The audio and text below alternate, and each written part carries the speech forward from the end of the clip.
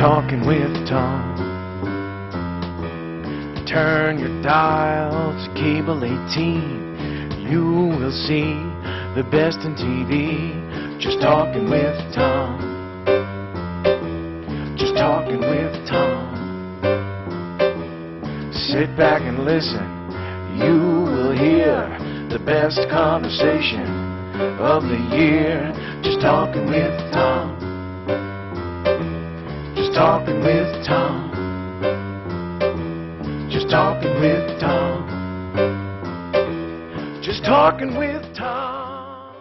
Good to be back here in studio in August as the summer flies by. And sweltering day today. Yes, yes, and I'm thinking August, here it is, the second, third week in August, and I think the Dolphins are already 0-2, aren't they, for the football season? So, Unlike your New York Jets. The Jets are probably undefeated. Just in the season? Not this year. We're going to shock a lot of people this year. So, but we have a good show tonight, and it is good to be back here. Yes, what do you say we get started right away? All right. I have the pleasure of introducing here. We are here today with Patty Muller, the owner of One Fine Design, a local family business here in town. We got to know a bit about their business preparing for the show, which will focus on the restoration and do-it-yourself home improvement movement. And you said you wanted me to read this professionally, and I did everything but the last line. And, of course, their motto at Custom and Design is a lot like my marriage, restore, recycle, and redesign, I think it is. But it's a pleasure to welcome Patty Muller. Welcome, Patty. Thank you. Thank you. Nice to be here. I'd like to start out by asking you, why should folks look at restorations? What are the benefits to the earth, pocketbook, and sense of place? Can you go through these? Sure. Where would you like to start? Pocketbook, it may cost you a little bit more to restore a nice antique, but you are getting a solid piece of wood versus something that is quick and simple, easy to get, which is probably made with presswood. Something that will last for a little bit, maybe cheaper, but is definitely not going to be good long haul, like something that you can pass down to your kids, So a lot of people look into restoring things as, oh my God, it's going to cost me a lot of money, but you have to think of the overall picture of it all, that it's going to be there for generations to have. Like a family heirloom. Like a family heirloom. I would definitely, if you have a family heirloom, we are definitely people to come and see. We could restore it. We can custom paint it. We do all kinds of materials from plastic to metal to wood. Now, you also mentioned the... Well, you mentioned the pocketbook, and I was wondering, with the state of the economy and so many people, trying to stretch their dollar, right. Do you find that a lot of people, rather than if something looks a little tattered and worn, instead of throwing it out and get a new one, will they come and try and restore it? Yes, a lot of people come and say, what can you do to help me fix this? And I said, we can take it, relove it, fix it, make it look beautiful, change the appearance, because as a solid piece it's probably wood, and now the fashion is shabby chic or painted, and like I said, we can do custom paintwork to it, make it a theme room piece. You go from all kinds of genres.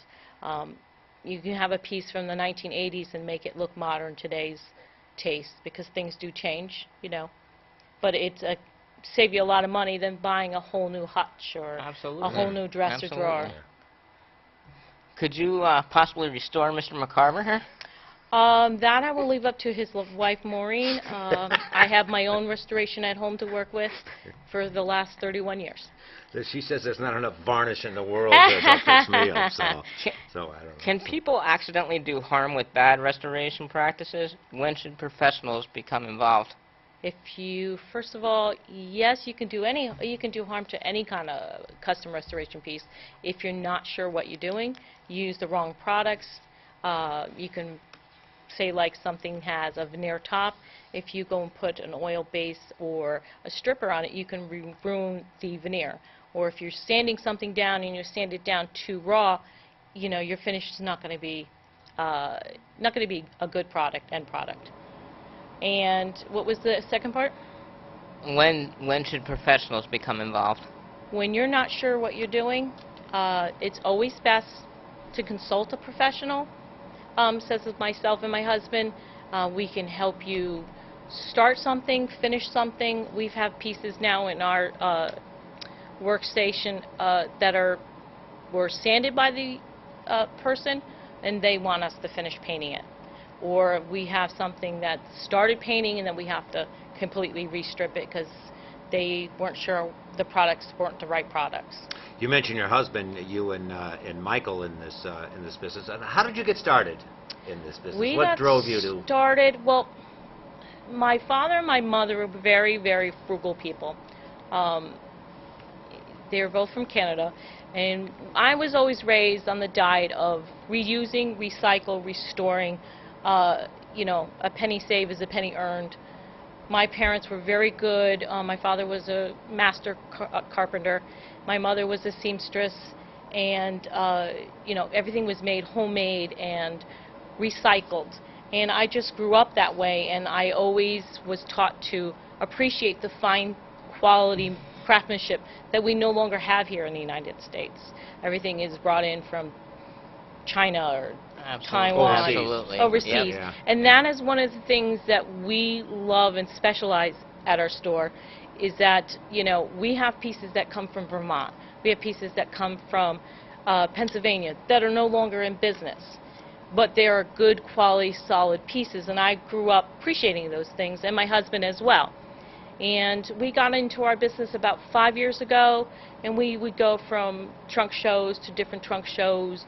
I don't really want to say flea markets, but craft fairs and just... What's a trunk show? Is that... A trunk show is like a market-based event, such as like the elephant trunk, where you have vendors such as myself that specialize in antiques, refurbished stuff. It would be different than, say, the flea market that they have The here in flea town market in here in town is a variety of people selling from sunglasses to T-shirts to necklaces. A trunk show is more theme-based. Okay. But you can see people, you know, like at a craft fair, you're going to see all kinds of crafts.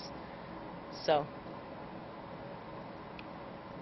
yeah, I just grew up on a diet of appreciating the solid pieces, and we just instill that in our children, who also help in our business. And, you know, just hang on to pieces that are quality pieces. They may not look pretty, but that's easy changed. Yeah, and I gotta tell you, you know, that's one thing that I've been doing a lot of, you know, since I've been living on my own, is doing a lot of recycling. Yeah. Yep. Yeah, it saves you People money in the don't long realize- run. People don't realize how important it is nowadays. Well, yeah, you got to save the environment, and we have to, you know, be an advocate for our children and be the model that they need to stand up for. You know, just because it's got a ding or a mark, why are we going to put it on the roadside and throw it in our garbage when all it needs is to be sanded or refilled and painted and reloved, as we call it at our store? It was funny. We didn't realize we'd be taping tonight, but like I think 3 or 4 months ago, Maureen and I strolled in there. I mean, and she fell in love with the store. Yeah. Looking at all the I try to different make it very items. homey and appealing, where you can come in and picture the pieces or, you know, the artwork on the walls in your home. Because, you know, you don't want to go into somewhere and feel, wow, okay, that's nice, but I try to make it homey, make you feel like, wow, that is a gorgeous piece. Make them stand out for what they are and not what in the store. You know, each piece is unique and different and customed. You answered part of this before, but I wanted to go into it maybe a little bit more if there was more information. But where do you get your items? You mentioned the trunk shows, but do you go to things like estate sales We or do. the Saturday morning tag sale? When I have time, yeah, sometimes I'll go to a local. If I know what they're having, I try to call them ahead of time. Hey, can you save this piece for me? I'd like to look at it. Family and friends who are cleaning out their homes, we have people call us saying, hey, I'm trying to get rid of this, but I have no one to take it. Can you come by and tell me if it's something you would like? Or people will come into my store and say, can you put this on consignment? My grandmother just passed away, and I just don't have the room for it. We do estate sales. We do storage units. We get pieces that way, auctioning, auctions. We also sometimes go to the Nest Egg in Wallingford, Meriden line. One funny story I have to share, when my mother passed away a couple of years ago, we cleaned out the house, and she had lived there since 1948, so there was A lot of stuff. tons of stuff. And I remember she had mountains and mountains of newspaper regarding the JFK assassination. Yes. Oh, wow. So we took it to a store Yes. similar to, I would have taken it to yours if I knew you, but we took it to a I store. won't hold that against you. And we said, what is this worth? Is this worth anything? And actually, the proprietor told me it would not be worth much because everybody of that generation saved that. And he said people of our generation who saved all the 9/11 Right. literature, Yes. when our kids, Yes. years Yes. from now, clean up, Drew can't wait to clean up my house. We'll get all the 9/11 stuff. Right. So you see. But you can take something as monumental as that and as historic as that, and we have a piece in the store that's I won't say decoupage, but a decoupage of 1976 New York Times and 1882 Harper Magazine, and it's a beautiful nightstand. And you take something old like that and you add it to a new piece and you create something totally different. So things like that to me is valuable. I want to ask you, Sure. what type of pieces do you enjoy restoring? Do you have any favorites? The ugliest thing that I can find. I Not enjoy, including us. not including you guys. The ugliest piece that I can find, and then seeing the process of it being from an ugly duckling to this beautiful swan that people go, oh my God, I can't believe they did that. We have a dragon table. We call it the dragon table because it's got claw feet and it's got balls and it's all solid mahogany wood. And it's I a think we saw that trifold when we were table. there, yeah. And we painted the balls red, and then we did a black and gray theme with the shadowing, and it's a solid mahogany piece, and people come in and they're like, is that a glass table? Is that a plastic table? And it's solid wood. Then the table came, I think it's 1965, and it's solid mahogany, and we just did a custom finish to it, and it's a gorgeous piece. It came out unbelievably. Wow. We're talking with Patty Muller from One Fine Design. We're talking about antiques. What's the most unusual item that you had come in the store? Is it something that come in and said, oh my God, what am I going to do with this? Or There's a few, and I don't want to say because I might insult people, but there's a few. We right Anything now, jets? Tom's come in,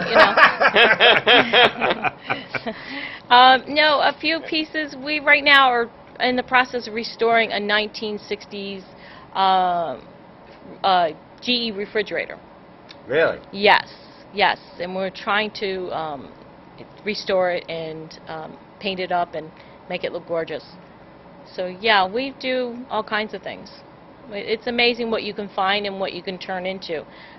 We have in our store 200-year-old whiskey barrel that we turned into a storage, One of your into a favorites. seat, and it underneath is storage. And then we also had a 200-year-old door from Yale University we turned into a table. Oh, nice. So How long did that process take? Is this something that's a Well, couple hours the- a day over months? or- it depends on the process, and it also depends on the item. If we're talking about the door table, I would say about 2 weeks from start to finish, because we had to create the base and then we, cleared the table.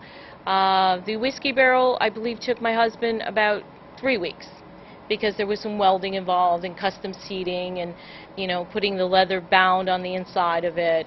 So, when you put the lid back on. Oh, that sounds neat.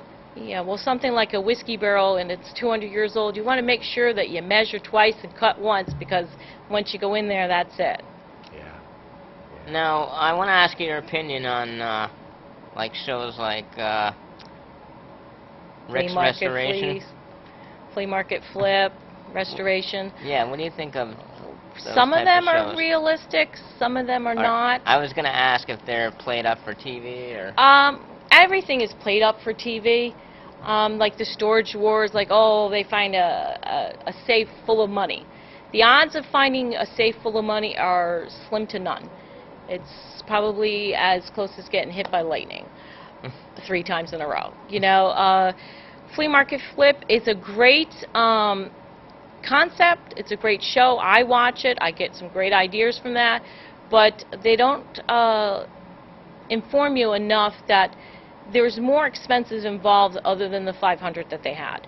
You know, you have to count for your time, material, lighting, you know, electricity, power, the time it takes you to find the materials, to put things together. They don't account for that. They give them one day, $500, and the use of a complete workshop. But if you don't have that complete workshop and that paint and that stain, it's going to cost you more than $500. Absolutely. I would think shows like that, though, might be good publicity, especially the do-it-yourself Definitely network. good publicity. Yeah. It gives people ideas of what you can take. We have I would say a chandelier. It's made out of wine barrel rings and an old tin bucket. And, you know, things like that people would just throw out or scrap at the scrapyard not knowing what to do with them. But we've made it into a custom light. We had a 1900 fire extinguisher that we took and made it into a floor lamp. We had a stage light from the Tank Theater in New York. We turned and made to, we put it on a tripod and we made it into a floor light with a Batman signal on it. You know, so it gives you ideas that you can take something old and put something new and make it totally something custom and unique. Because I've watched Rick's Restoration. I like that show too. Yes. Some of the stuff he does is amazing too. Yes, but you also, like I said, you have to be realistic and realize that they have workshops and people, you know. So something that takes them maybe a day is probably going to take the normal person weeks, months. You know, some pieces could even take you a year. We're talking with Patty Muller from One Fine Design, and you touched on something earlier that I wanted to ask. I know nothing about restoring anything. If I wanted to learn, or if Maureen wanted to take a class, do you know of places that offer classes? We don't offer classes, but we were thinking about doing something like that. But you know, you got to have enough people interested in it, and you need a commitment from you need customers. you need the commitment from the customers, and you need to have a project that's going to take no more than 2 hours, that they can go home with something. So we have a few pieces in the store that take old cabinet doors and make them into wall art. You know, something quick and simple. Taking a few doorknobs and a piece of board, painting it, and putting the doorknobs on the board, and having it be a coat rack. Coat rack, yep. You know, so, you know, it depends on the product, and it depends on what you're trying to do and teach. Because people lose interest after 2 hours. You know, you can't have a class that's going to take 5 days. Yeah. Do you have a mentor? My mentor are my parents and my husband. They taught me a lot over the years. My mother definitely taught me how to recycle, reuse, redesign things. She taught me how to sew, so I make all my pillows in the store. I reupholster the stuff in the store. My father was a master carpenter, so he taught me how to use a hammer, a drill, a nail. I'm not afraid to use those, a nail gun. My husband is, you know, he's a master coachman. He can finish a car, paint anything. It's just amazing the work that he does in paint work, and it's just, I've learned so much from him.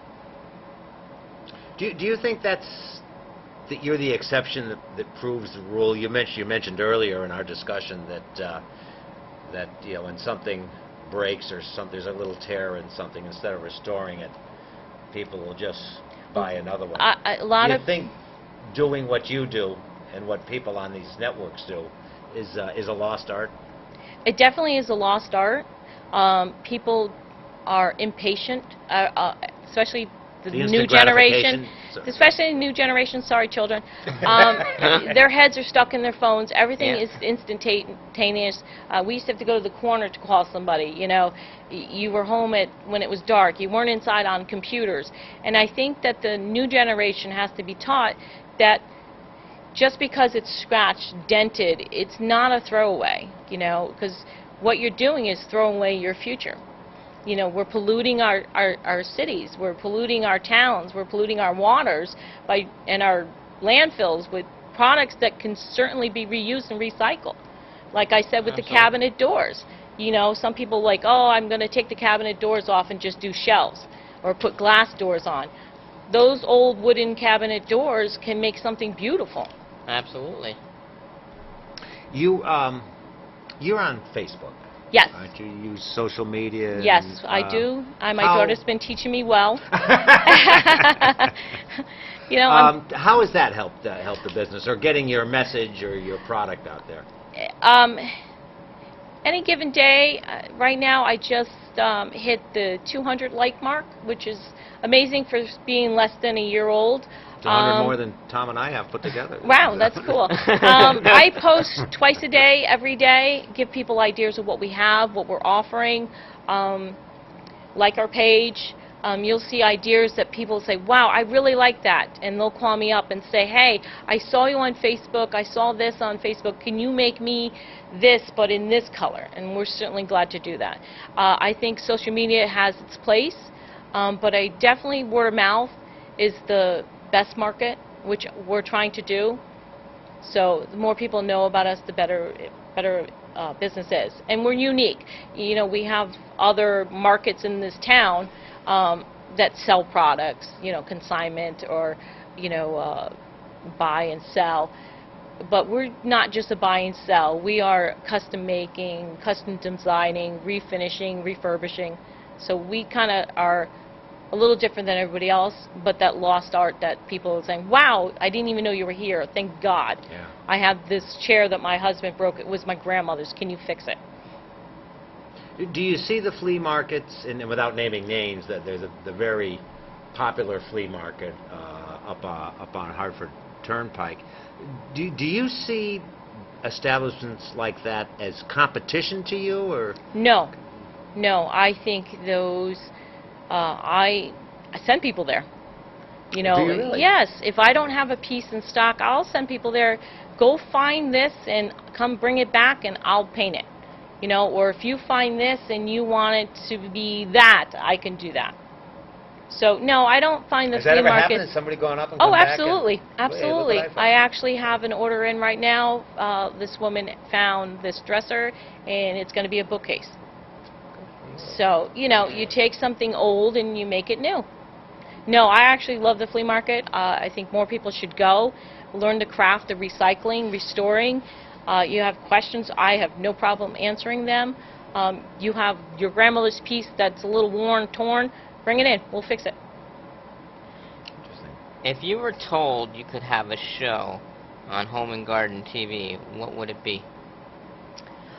I would probably do a home interior designing show, showing people how to mix the old with the new. That is like one of the most interesting questions I get when people come into my store. Is like, wow, you have this piece and it's 100 years old next to this piece that's maybe only 20 years old. And people are not sure that you can do that. And I always say, why not? It's your house. If you like this pop of yellow dresser next to this traditional, you know, couch, that's okay. It's your home. It's your house. You like yellow. That, I think pop of colors anywhere is great. Yeah, no, I would do a home design show and show people that you can mix the old with the new and how to recycle things. Do you have a favorite reality show of all the millions of shows that are out there now? Is there one that is your favorite, or one that is close enough to real life? Probably not. I watch them all, and I get a kick out of all of them because none of them is really all totally realistic. Like Storage Wars, if I can mention that one. You know, like I said, finding that safe full of money is not realistic. Or Flea Market Flip is a great one for ideas. I had never heard of Flea Market Flip. What's what network Flea is Market that? Flip, they actually film in New Milford, Connecticut most of the time. Oh, really? Okay. Yeah, it's with Laura Spencer from Good Morning America. She goes Okay. out, gets a couple people. They have a couple hours or 2 hours to go around the flea market with $500 in their pocket, find particular pieces for a particular theme that she gives them, and they have the following day, which is filmed like probably a couple weeks later, which again is not realistic, to change these things. You know, so like a seating project. So you have to take something that's not seating and make it seating. like one of their episodes, and I've done it myself. You take a bookcase and you make it into a bench. Interesting. What is the best tip you've gotten from a TV show? The best tip that I got from a TV show. I don't know. That's a good question. Or something I that think. a host did or something and said, oh, if I did that. Oh, probably, Maybe. but nothing that I can think of off the top of my head.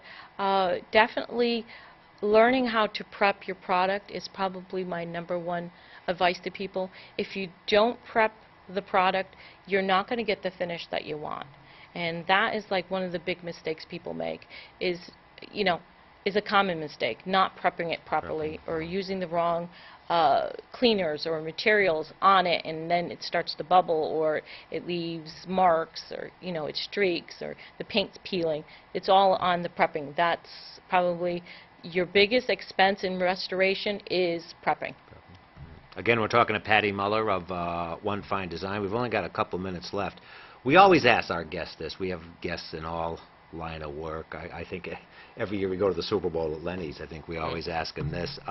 What's the best thing about running your own business? The best thing running my own business, I can't get yelled at. I can't get yelled at by my boss, because I am my boss. And if I need to close, I can close. You know, I'm a mom on top of a business owner. I'm a wife, you know. I also have another business outside of that business. I'm an independent beauty consultant. So, you know, I have Another flexible thing for hours. you, Ed. Yeah. You know? I'll give Maureen your Please do. You know, I'm a busy person, so being my own boss allows me to be a busy person. What's the worst thing? We always ask him that, too. Lenny's used to say the hours. He was like married to the business. You're married to the business, yeah. It's 24/7, 7 days a week, and being your own boss, because you can't tell your boss, I'm not coming in today. You know, you wake up Yeah. and you're like, oh, I just don't feel good. You still got to slip into your job and do your job, because people are counting on you, and that's your livelihood. That's how you make money, is by being open. Well, we got a wrap. This is a very Fast half very hour. educational half hour. Well, thank you. too. I want to thank you once you're again, welcome. Patty, and we want to thank Thank you. Bruce in the control room. Fine job, Bruce. Thanks, Bruce. As usual. Want to thank everyone for joining us, and we'll see you next time. Bye-bye now.